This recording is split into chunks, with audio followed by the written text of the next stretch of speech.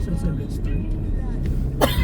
Wala magpapildi, eventually may 8 star siguro. Hindi, may mga 7-star hotel naman na iba.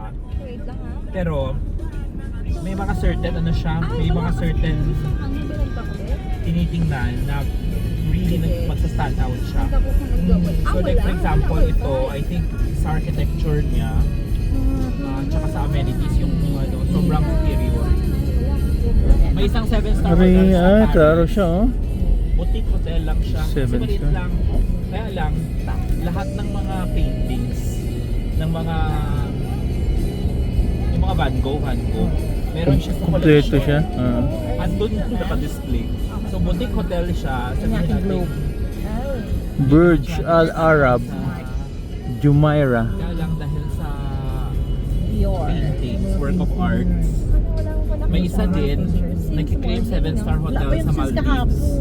Ang meron Ang pala ako kanya yung naman ano. doon, Isang ko na lang because doon para ano siya, parang Ang hindi ko superior na nakuha ko lang resort. yung Send ko na lang Mm. Resort luxury. nandun lang sa first day natin. Hindi ko siya mag-send ko na sa imo. Sa WhatsApp Ah, itong sige. mga send ko sa imo. Pero Okay naman yun, napako na yung before. Okay na to. Ha? Yung today na lang. Oo. Gawa Isa naman doon yung ikaw. 7-star Susulit ka mo. resort hotel. Ay, company ko pala yan. ah. Hindi, ako. Ayaw mo na. The position niya naman doon, I think, is because of the ano, yung Damo ada. because ba siguro location. Wait. Hello? No. Yes? No, sorry. I was calling for Mau. Christopher. No. Thank you. Sir.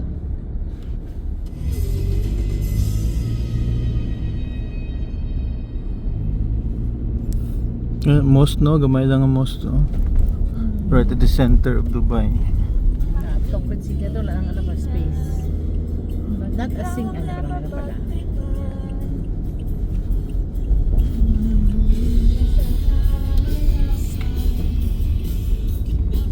Public parks. Yung mga another more public parks and public parks are Ano, halos public ang park.